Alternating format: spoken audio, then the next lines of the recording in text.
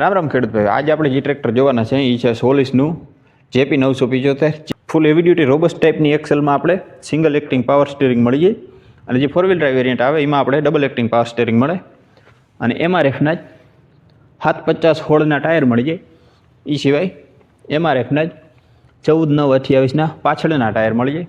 ઇન્જિનની વાત કરીએ તો આપણામાં સોલિસ અને જાપાનની એક કંપની છે યાનમારી, બેયના કોલેબરેશનમાં તૈયાર થયેલું JP ટેક સિરીઝનું 2900cc લગભગ 50 હોર્સ પાવરનું પાવર પ્રોડ્યુસ કરતું ઇન્જિન મળી જાય કે જે 205 Nmનો ટોર્ક જનરેટ કરે પોતાના 2100 ઇન્જિન રેટેડ RPM ઉપર. ડીઝલ ટેન્કની વાત કરીએ તો એકદમ સેફ્ટી સાથે કિલોકથી ઓપરેટ થતું ફૂલ હેવી ડ્યુટી મેટલનું લગભગ 55 થી 60 લીટરની ફ્યુલ ટેન્ક કેપેસિટીવાળું હેવી ડ્યુટી ડીઝલ ટેન્ક મળી જાય આપણામાં.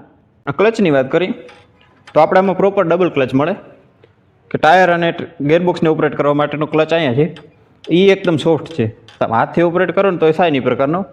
અને PTO માટે ક્લચ લીવર અલગથી આપણે અહીંયા આપેલું છે. પ્રોપર ડબલ ક્લચ મળી જાય આપણામાં. બ્રેકની વાત કરીએ તો આપણામાં full heavy duty multiplated oil immersed disc brake મળી જાય કે જે સતત 24 કલાક ટ્રેક્ટર ચાલુ હોય કે બંધ હોય આના જે બ્રેકના ફ્રિક્શન પ્લેટ જે છે એ સતત ઓઇલમાં ડૂબેલી હોય અને એકદમ સોફ્ટ બ્રેક પ્લેડેલ છે. તમે હાથથી ઓપરેટ કરો ને તો એ થાય ને એ પ્રકારનું.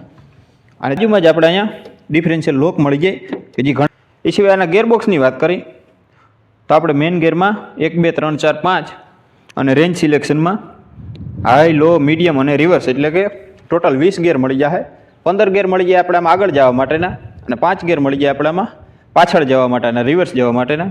અને એ પ્રોપર સાઇડ શિફ્ટ છે, કોઈ જુગાડ કે જલેબી ગેર કે એવી કોઈ સમસ્યા નહીં આવે આપણામાં.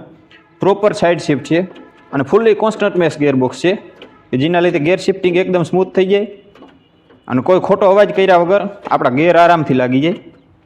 અને હાઇડ્રોલિક લિફ્ટની વાત કરીએ તો આપણામાં ADDC ટાઈપની જેને કંપની હાઇડ્રોટોનિક લિફ્ટ કહીએ એ પ્રકારની લગભગ 2000 કિલોગ્રામની લિફ્ટિંગ કેપેસિટી સાથેની 3 પોઈન્ટ સેન્સિંગ વાળે હાઇડ્રોલિક લિફ્ટ મળી જાય.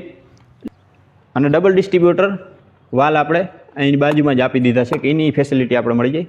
અને એને ઓપરેટ કરવા માટેનું લીવર છે અહીં. આપણે આમાં લોઅર લિંકેજમાં હાઇડ્રોલિકને વધારે એડજસ્ટ કરવી હોય તો એના માટેના પ્રોવિઝન પોઈન્ટ પણ આપેલા છે કે તમે આને આગળ પાછળ કરી અને હાઇડ્રોલિકની લિફ્ટિંગ કેપેસિટી અને હાઇટમાં થોડો ઘણો ફેરફાર કરી શકો. અને સ્ટેબિલાઇઝર આમાં કંઈક અલગ જ પ્રકારના આપેલા છે, એકદમ નવી ક્વોલિટીના થ્રેડવાળા સ્ટેબિલાઇઝર આપેલા છે કે આ પિનને કાઢી અને આપણે આપણા સ્ટેબિલાઇઝરને એડજસ્ટ કરી શકીએ.